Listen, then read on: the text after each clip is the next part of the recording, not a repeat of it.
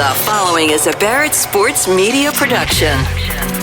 There are two sides to the broadcast industry: content creators and moneymakers. This podcast is for that second group: sellers, buyers, managers, anyone with an interest in business. You're all welcome here. This is Seller to Seller.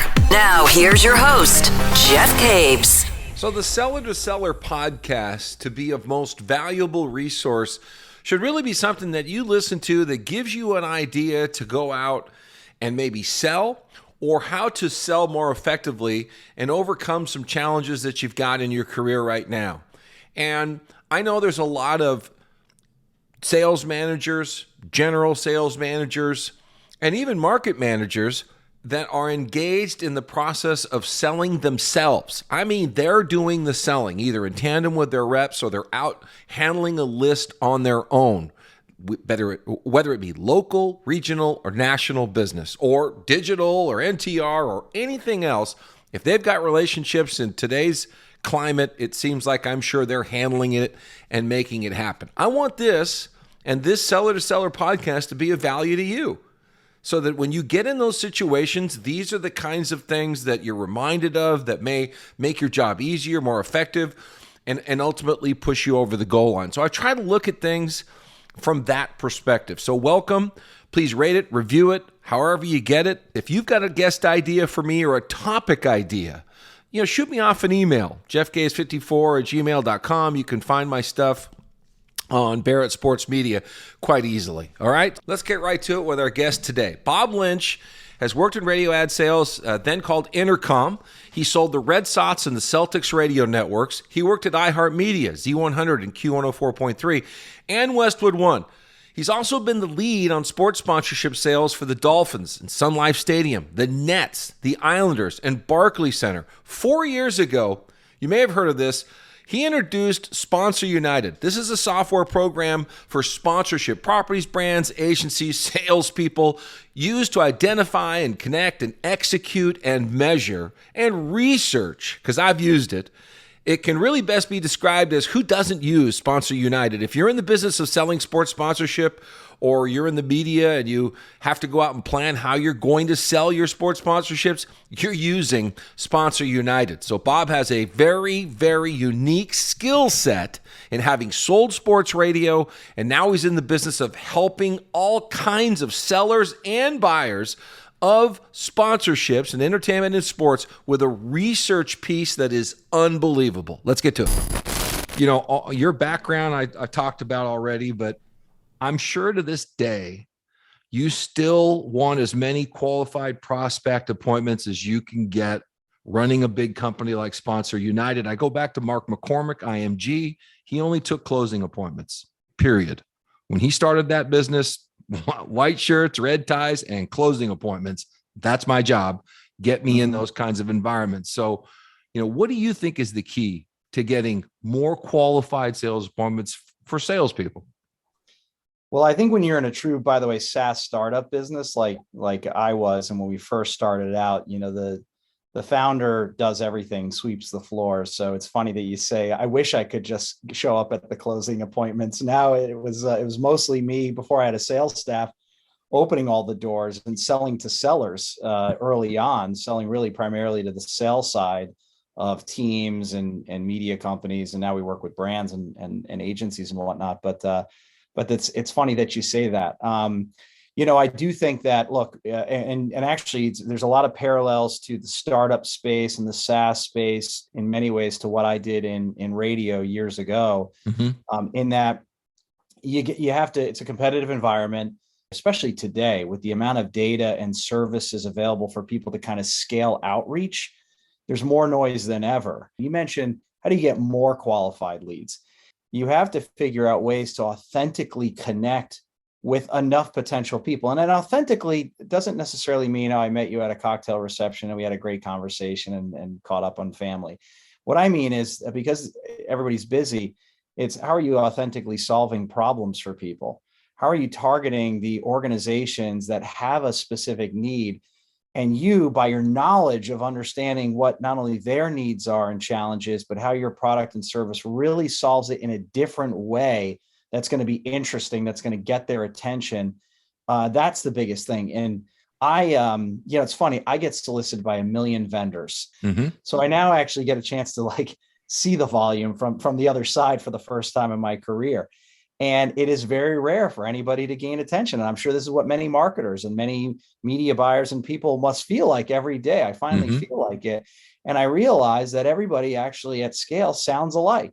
And I think what younger people are doing is they're realizing I have to leverage data. I have to leverage platforms that can help me sort of, whether it's AI and how can I message somebody that it sounds more authentic and unique. But they're trying to leverage as many tools as possible, probably to make up for the fact that they grew up in a world of digital first and not so much like, hey, we go to the playground all day long and come home, but now I'm on a computer all day long. Mm-hmm. And so they're probably not as comfortable in sort of that face-to-face cold call environment that many of us grew up in. I'm going to touch on this in a second, but when we customize our plans and get a unique selling proposition that I want to bring to Sponsor United and you, how do I scale that with other SaaS companies? Because then I just customize it for the next one down the line. Because when we look at the time investment in coming up with that USP for every single client, all of a sudden your call counts go down and you feel that pressure. Yeah. And I can give you a specific time that I first started to think about this in my radio days.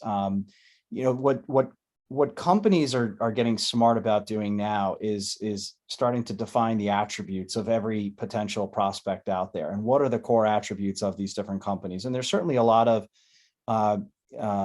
platforms that help you do that. But what are the core attributes of those? And so when you look at sort of, okay, well, these type of companies, they're a startup, they just raised a Series B round, they're starting to scale into consumer-facing markets, they're in this industry.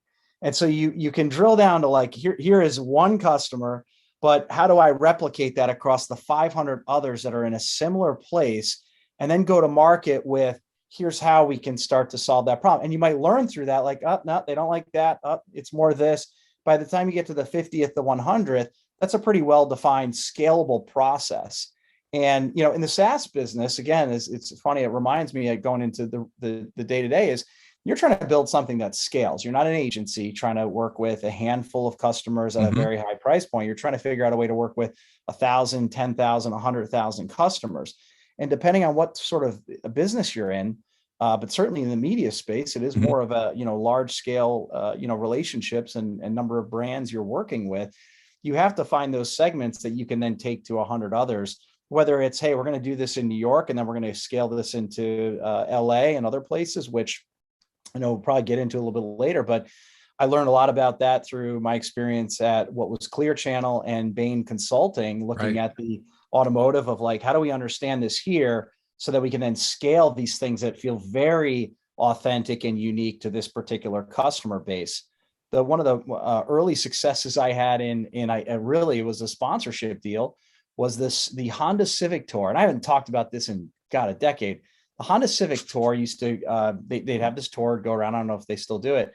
And they partnered with Z100 at the time, which was the station that I sold for. And we would get tickets. We'd have some local rights to the content. We'd be able to sell a local sponsor into that broadcast. Well, I, figured out, all right, well, here's kind of the unique thing, but then it was, all right, how do I take this to every single Honda dealer with this same sort of well thought out position thing? By the time I got to the fourth or fifth dealership, my pitch was refined. I understood the market. We ended up selling it probably to the 9th or the 12th dealer that we talked to. So, it's taking something that feels very unique and customized, but can be scaled into other markets. And if it can't, it's really probably not going to be worth your time unless the price point is so high that it's worth the investment to put in to learn everything you can about that one particular customer. Yeah. And we can complete that thought, your work with iHeart or Clear Channel, what they may have been called at that time, and then the Bain Consultants. And I think I heard or read something from you, Bob, that you learned how the consultant looked at a vertical industry like auto and how they attacked it. So how do you think guys listening and girls listening to this would learn from that. I've always felt learn something well and then apply it to as many different situations as you can. Yeah, well, I think it starts with priority of where are the best opportunities to partner. And you've really got to have a core understanding of your unique value set and what are the industries or types of buyers that are most likely going to benefit from that. I think it all starts with the homework of understanding where do you allocate your time. You only have so much bandwidth. And so in order to be a good consultant, you have to have time to be able to consult. And so it's sort of once you understand your priority markets where there's opportunities, and I'll tell you, to go back to the auto thing, I wasn't even an auto expert when I sold for what's now Odyssey, was Intercom. I completely stayed away from it. I ignored it. I never called on any of the dealers or manufacturers, which I probably didn't even have an opportunity to do. But when I got to New York, and Z100's a unique station. It's a young female skewing, pop culture sort of audience, very different from sports radio and news talk where I sold. But I asked, where's the biggest opportunity where there's not a lot of competition from other people trying to sell in this space? And a lot of people had a perception, well, auto wouldn't target this market.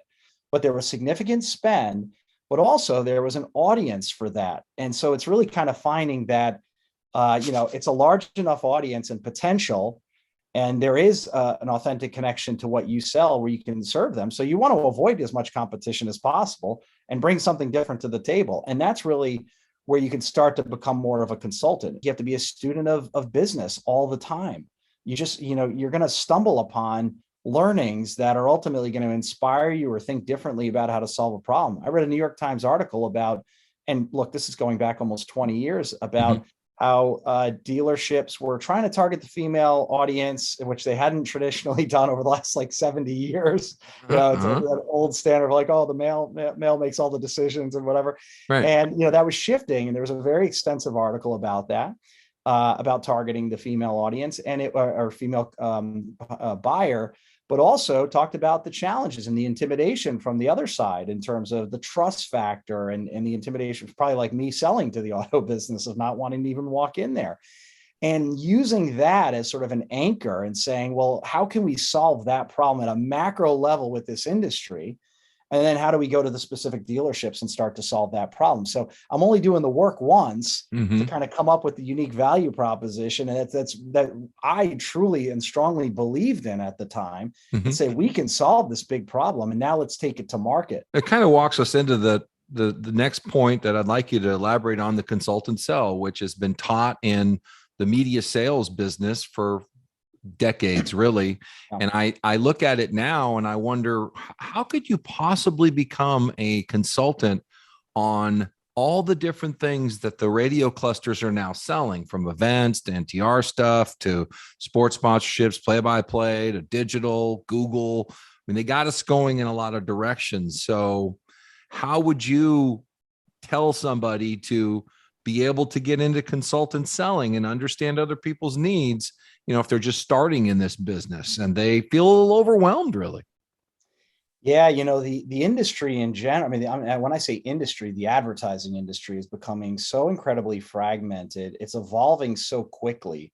You think about over a 20-year period from, let's say, 1950 to 1970, there weren't that many new innovations in the advertising industry. It might have been some digital things.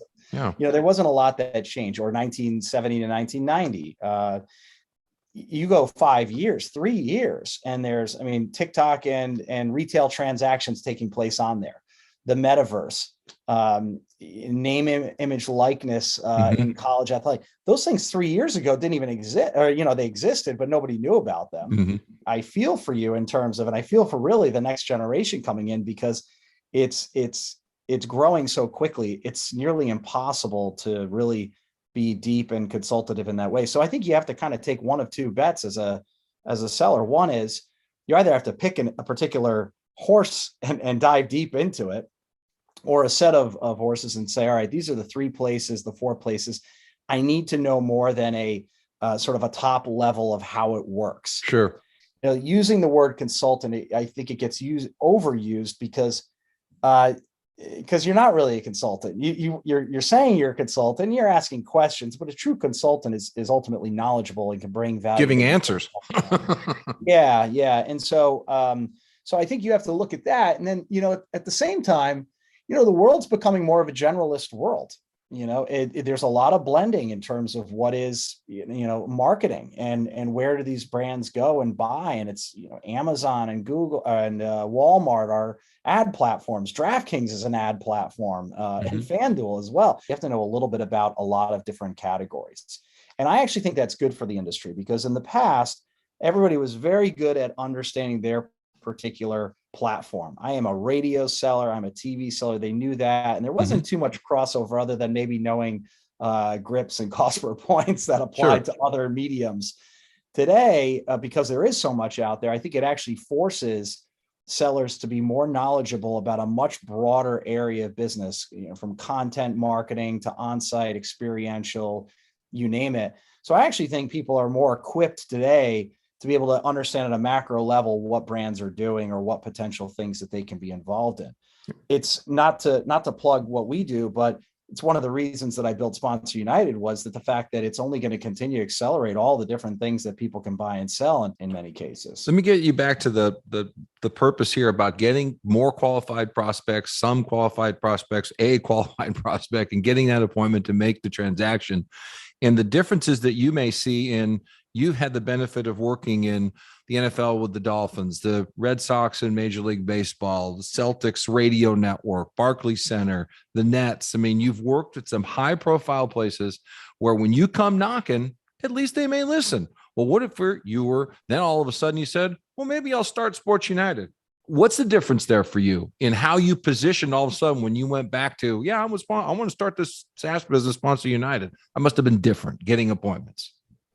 Well, let me start in one other place and I'll get back to that. My first sales job was at WRKO in Boston. It was News Talk. I was an assistant at the sports rate, WEEI. It was Powerhouse. And they were right about to hit their stride with the Red Sox winning their World Series, I think my second year in. And when it was time for me to get into sales, they moved me over to WRKO and said, hey, there's a tremendous that's great and all, but that's saturated. There's a really great opportunity over here at this number 23rd ranked station. That's a legacy station. And it was a legacy station. And at the time, I was very disappointed. My friends were over there selling, it was so cool what they were doing. And I was a sports guy. And here I am selling, the demographic obviously more, skews 55 plus. And, and when you're a 24-year-old, you're not necessarily listening to, political talk all day on radio like my father was, let's say at that time, or just the traffic and weather. It was the best thing that ever happened to me, though, because I had to sell this thing that I didn't know anything about. I didn't really at the time passionately believe in. And the industries that marketed and would want to target that audience weren't ones that I was a purchaser of necessarily. I wasn't buying a reverse mortgage at 24 years old, or I didn't even know what it was. I didn't need retirement home services or any of those things. It really did force you. It's like a crutch almost when you have a really valuable platform to sell in some ways. And I know that's kind of counterintuitive, but it really does force you to be much more creative, to be much more targeted in terms of these industries make sense. Here's why. I need to understand these industries and how they operate. And it forced me to read, quarterly reports on publicly traded companies and get into the nuance of that and buy the trade industries. And I had to be able to distinguish myself based off my knowledge of their industry first, to get their attention, because I knew that my product might not, unless they were, in some cases, it was also, hey, I need to find the people and groups that are going to be the ones that actually are passionate about this particular station. So then it came down to, I need to know their industry so that I could speak their language immediately and at least gain trust that I understand where they're coming from. And oh, by the way, I think there's there are ways in which we can solve this for you. And that's the way that I kind of looked at it. And I think a lot of the people that I was friends with who had to start in that position did as well, that were very successful. It was all about the company. It wasn't about the product anymore. We had to completely focus on the company. Right. And, even in Miami early days, it was interesting because it was a very passionate fan base, but they had gone through a long period of time that they had struggled.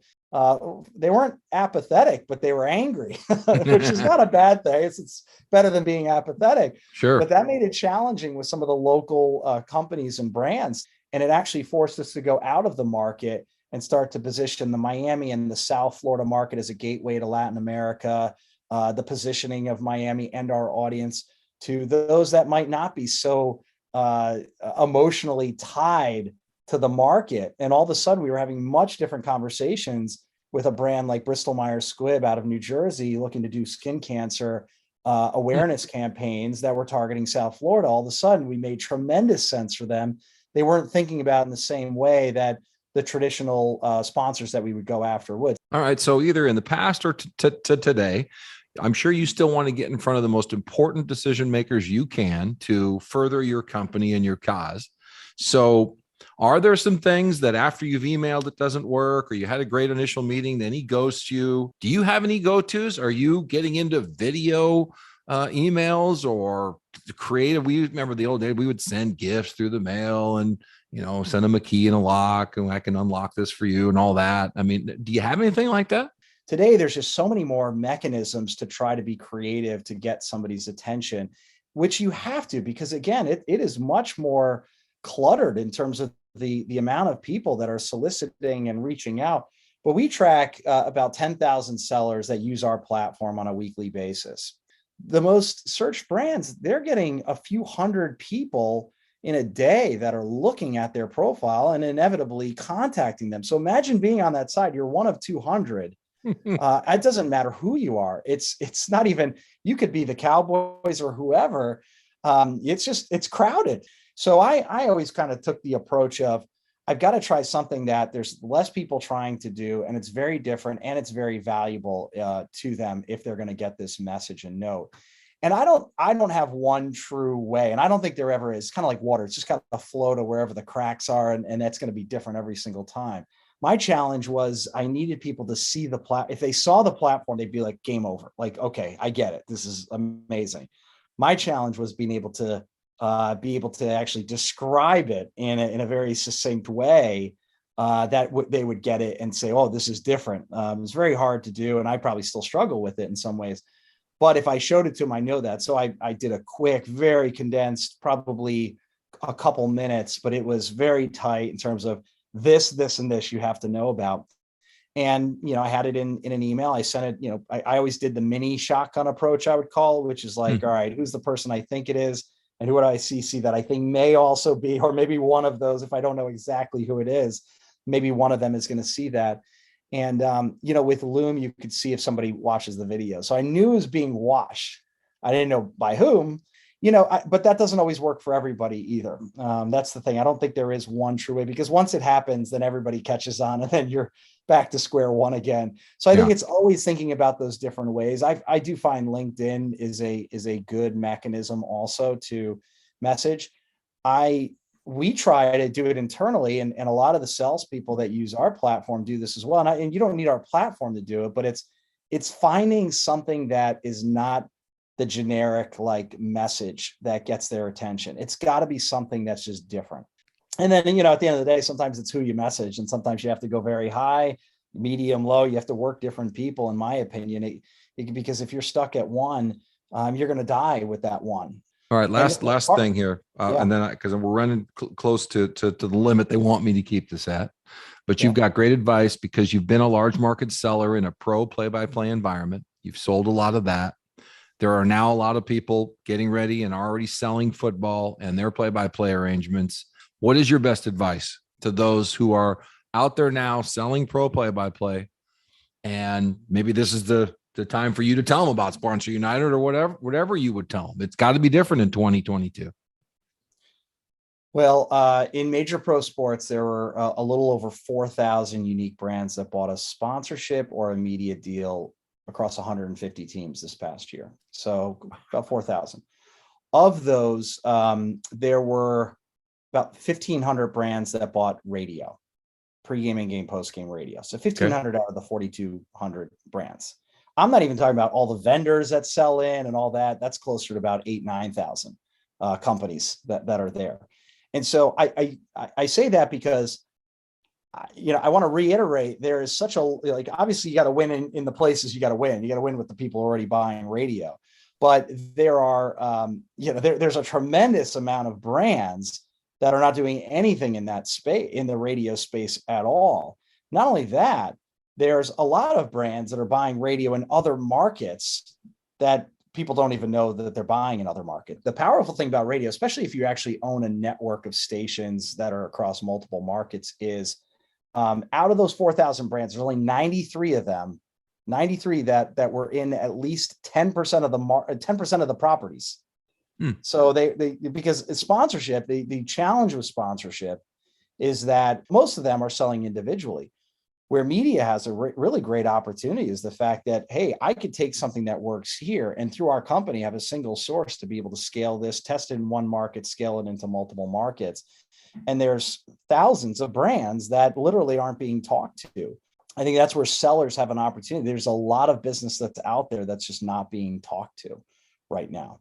Well, and that's one of the driving factors of having is to pull back the curtain and say, here's the other 3,000 brands. Here's who they are. Here's the category. Here's where they're based. Here's who the key decision makers are. Here's what they buy outside of all of this, so that when you go in, you're not spending the first discovery call for an hour just learning about their business. Even how much they spend, how much they spend, how to get a hold of some of these. I've used, I guess, I should have said it up front. I've used this product and I know that, and it's tremendous asset to knowing spend levels and, asks, on your side, how much to ask for. Well, how much did they spend over there? Let's start with that. Going back to your original thing about how do you become a consultant, if you can essentially have all that information at your fingertips, you could spend more time going deeper, and you're not just spending time on manual research, so that you can actually scale more engagement and deeper engagement with those potential customers.